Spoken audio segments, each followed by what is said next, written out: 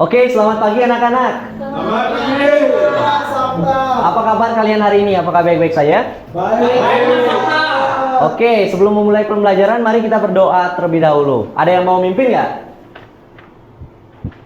Oke, Maesa, silakan pimpin doa. Baik, sebelum kita memulai pembelajaran hari ini, hari ini kita berdoa sesuai kepercayaan dan keyakinan masing-masing. Berdoa di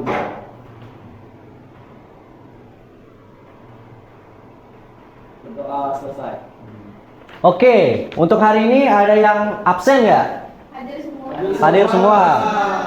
Bagus. Jadi kalian aktif ya, rajin-rajin murid di sini. Oke, untuk materi minggu lalu ada yang masih ingat nggak tentang materi minggu lalu apa? Enggak ada yang ingat. Oke, jadi minggu lalu kita udah belajar tentang database. Apa itu database? Nggak ada yang ingat? Tidak ada, Pak. Oke, kalau nggak ada yang ingat, mungkin nanti bisa dicek lagi ya di materi yang Bapak kirim di grup kelas. Oke, untuk sekarang kita lanjut aja ke materi yang kita pelajari saat ini. Kita akan belajar tentang DBMS atau Database Management System. Di sini ada yang tahu nggak apa itu database? Oke, Herman, apa itu DBMS? Baik Pak, DBMS itu atau Database Management System adalah perangkat lunak yang digunakan untuk mengelola dan mengatur data dalam basis data. DBMS memungkinkan pengguna untuk melakukan berbagai operasi terkait data seperti penyimpanan, pengambilan, pembaruan, dan penghapusan data. Oke, bagus banget Herman. Jawabannya itu hampir tepat banget ya. Silakan beri applause untuk Herman. Oke, jadi secara lengkapnya itu DBMS atau Database Management System itu adalah perangkat lunak yang digunakan untuk mengakses atau mengelola basis data dan mengorganisasi data dalam sebuah basis data.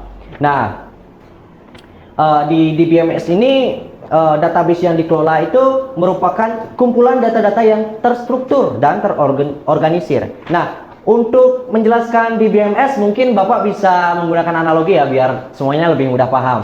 Oke, di sini semuanya suka main game kan? Nah, ya.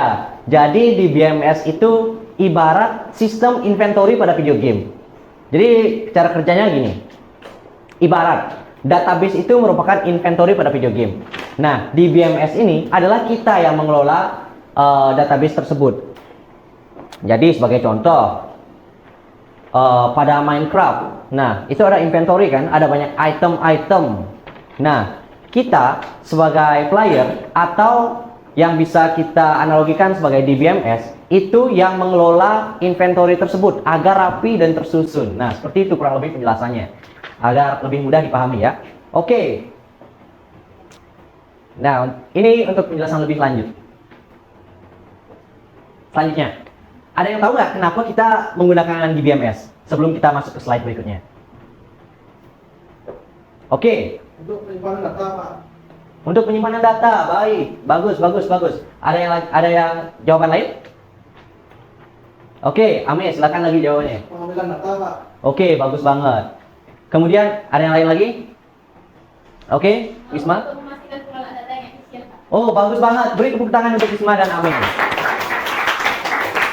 Oke, jadi keunggulan DBMS itu ada 4, yaitu kepraktisan, efisiensi, integritas data, dan juga keamanan. Nah, dalam kepraktisan ini, kenapa sih menggunakan DBMS itu dibilang praktis? Karena di DBMS itu memungkinkan penyimpanan data yang praktis dengan media yang berukuran kecil. Selanjutnya, efisien. Kenapa dibilang efisien? Karena DBMS itu dapat meningkatkan efisiensi pengelolaan data melalui fitur seperti pengindeksan dan query yang cepat. Nah, selanjutnya integritas data. Nah, untuk integritas data dalam DBMS ini maksudnya DBMS menjaga integritas data dengan meminimalkan redundansi dan juga inkonsistensi. Sehingga integritas datanya itu menjadi lebih optimal menggunakan DBMS ini dibanding dengan manual. Selanjutnya keamanan. Ada yang tahu kenapa keamanan? Oke, mungkin langsung saja kita ke materinya. Kenapa dibilang menggunakan DBMS itu lebih aman? Oke, karena DBMS itu menyediakan fitur-fitur keamanan untuk mengontrol akses dan mencegah penyalahgunaan data. Jadi, dengan menggunakan DBMS, data kita lebih aman daripada menggunakan database manual. Oke, dan juga selanjutnya, untuk slide selanjutnya, kita masuk ke arsitektur DBMS. Nah, ini bahasanya mulai agak sedikit keren ya.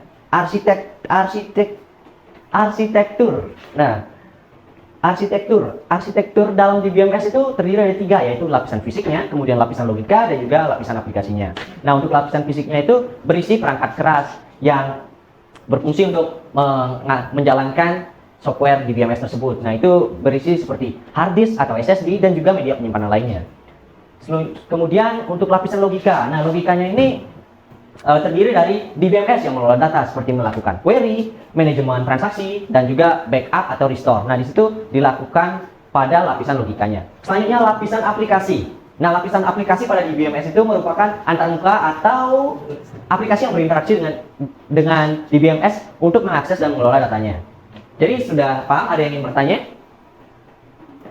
Oke. Jika sudah paham semua, selanjutnya kita lanjut ke next slide, yaitu komponen pada DBMS. Nah, dalam DBMS ini ada 4 komponen yang penting, yaitu database, softwarenya, pengguna, dan administrator.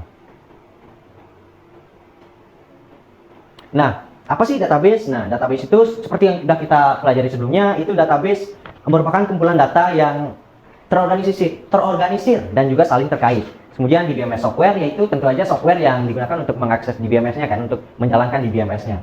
Selanjutnya pengguna. Nah, pengguna ini kita sebagai user yang akan menjalankan DBMS ini dan juga mengelola database-nya. Selanjutnya administrator, pihak yang bertanggung jawab mengatur dan juga memelihara database. Dan kemudian fungsi DBMS harusnya kita jelaskan di awal saja, tapi ya kita jelaskan sekarang saja. Fungsi DBMS itu ada yang tahu? Ada yang tahu fungsi DBMS? Oke, Ame silakan. Penyimpanan data, manipulasi data, dan kontrol akses data. Oke, pintar sekali ya Ame. Beri tepuk tangan untuk Ame. Nah, dari fungsi-fungsi tersebut kita bisa jelaskan lagi bahwa fungsi penyimpanan data itu DBMS menyediakan media penyimpanan yang terorganisir untuk data, kemudian memanipulasi. Di sini memungkinkan pengguna untuk memasukkan, mengubah, mengambil, dan juga menghapus data atau CRUD ya, CRUD. Create, read, update, and delete. Saya kontrol akses. Nah, di sini DBMS memberikan akses untuk pengguna untuk menjaga keamanan data kita. Selanjutnya, next kita masuk ke model data.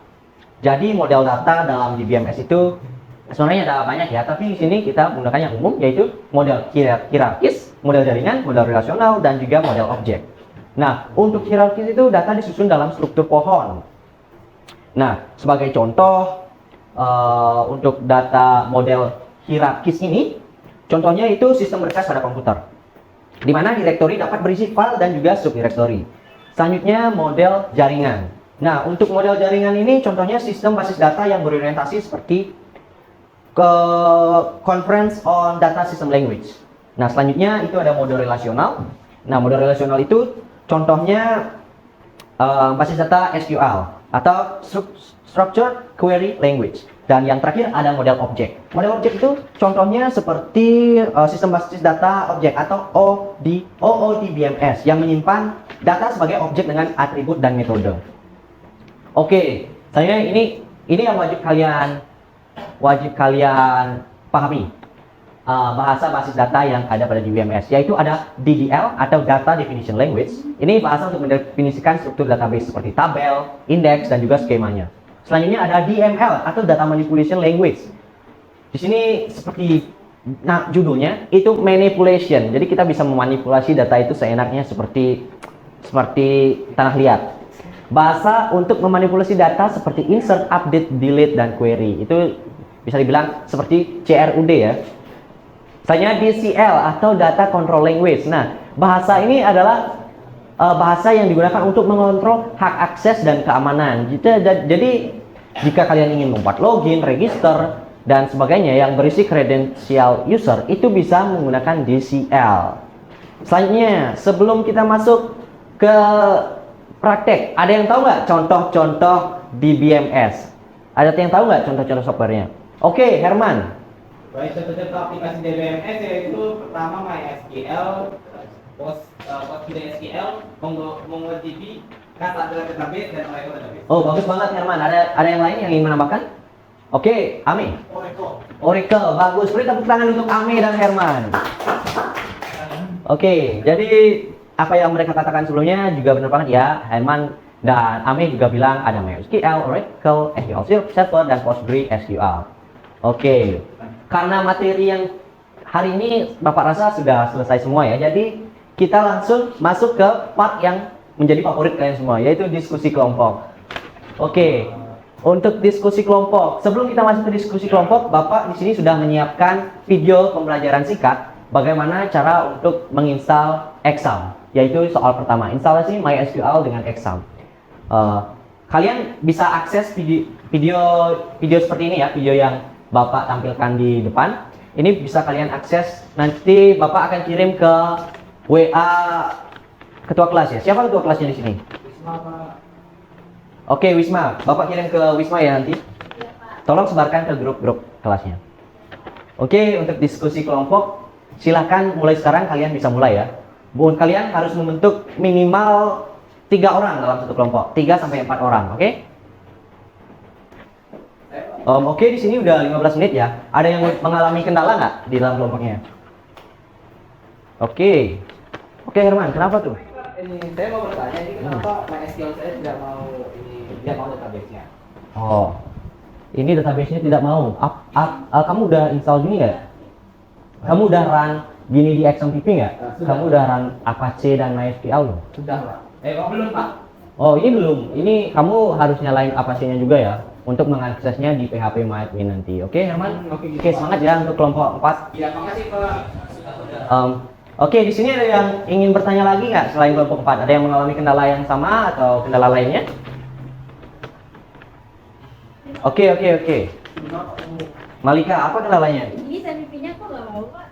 Oh, ini portnya kamu salah ya. Coba kamu ubah portnya. Ini di bagian config, kemudian my ini, kemudian kamu di sini atur portnya. Kamu sebelumnya menggunakan port berapa? Oh, kamu ini ya, untuk portnya itu yang ini. Kamu menggunakan port 80. Nanti kamu bisa ubah di bagian my ininya ini. Kemudian kamu ubah portnya mungkin menjadi 3306. Itu port default lainnya yang biasa digunakan ya. Oke, sekarang coba jalankan lagi.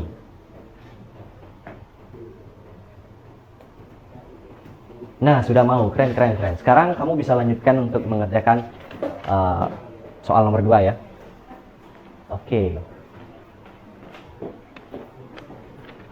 Oke, ini udah 1 jam ya. Di sini Bapak rasa waktunya sudah cukup.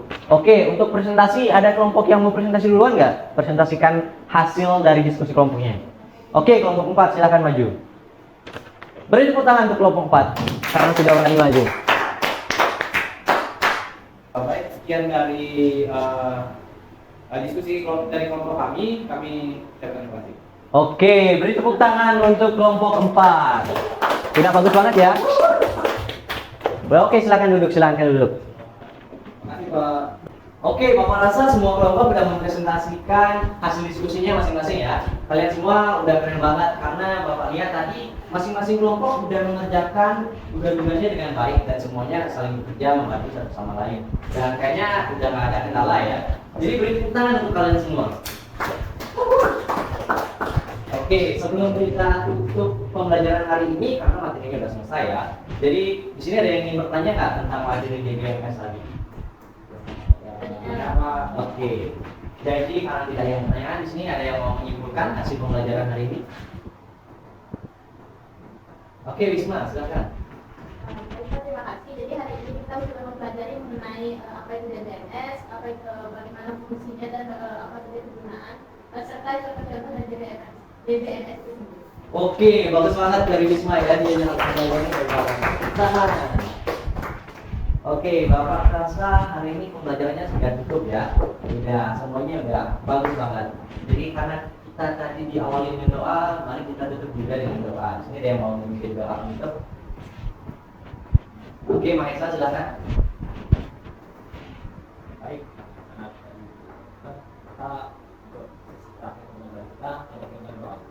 Berdoa dengan kepercayaan dan kita masing-masing berdoa dimulai.